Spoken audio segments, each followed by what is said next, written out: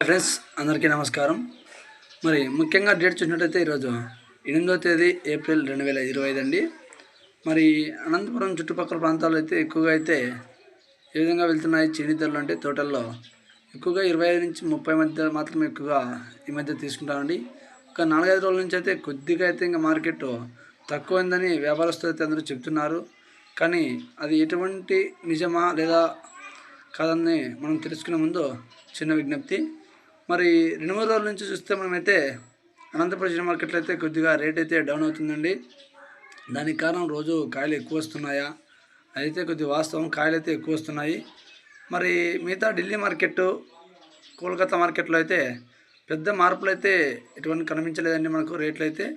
మరి కేవలం అనంతపూర్ మార్కెట్లో మాత్రం కొద్దిగా రేట్లు అయితే తగ్గుతున్నాయి. మరి ఎందుకు, మరి క్వాలిటీ లేకనా, అది మనం ప్రతి ఒక్కరు గమనించాలి. మరి అదేవిధంగా కొన్ని చోట్ల అయితే తోటల్లో 30 నుంచి 32, 33గా వస్తున్నారు. అయితే చాలా వరకు 28 నుంచి 30, 32 మనకు తెలిసినంత వరకు అండి. మరి అదేవిధంగా ఈరోజు అనంతపురం మార్కెట్కి అయితే నిన్నటితో పోలిస్తే కొద్దిగా ఎక్కువైతే కాయలు వచ్చాయని మనకి ఇన్ఫర్మేషన్ ఉంది. మరి అది కూడా కొద్దిగా డౌట్గా ఉందండి, ఎక్కువ వచ్చాయి తక్కువ వచ్చాయని. చాలా వరకు అయితే ఎక్కువ వచ్చాయని చెప్పారు, కానీ పూర్తి ఇన్ఫర్మేషన్ అయితే మనకు కరెక్ట్గా లేదు. అయితే రేటు మాత్రం ఖచ్చితంగా ఇన్ఫర్మేషన్ ఉందండి. ఈరోజు అనంతపురం చిన్న మార్కెట్లో ఈరోజు అయితే కొద్దిగా అన్క్వాలిటీ ఉంటే మాత్రం 10, 12 ఆ విధంగా వెళ్ళాయండి. కొద్దిగా క్వాలిటీ ఉన్న కాయలకైతే తక్కువగా రేట్లు అయితే మొదలయ్యాయి.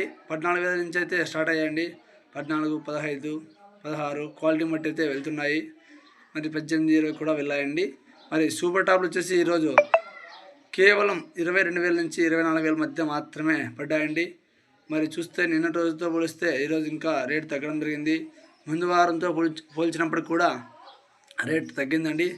మరి ఈ వారంలో తగ్గనుందా, పెరగనుందా, ఇటు ఏమవుతుందో మనం చూడాలి. రైతన్న పరిస్థితి ఏంటి అని ఒకసారి ఆలోచించి చూద్దామండి, వేచి ఉందాం. రేపుడు మరి మునుముందు రోజుల్లో అయినా ప్రతి ఒక్క రైతన్నకి రేటు పెరగాలని ఆశిస్తూ మీ రైతు బిడ్డ.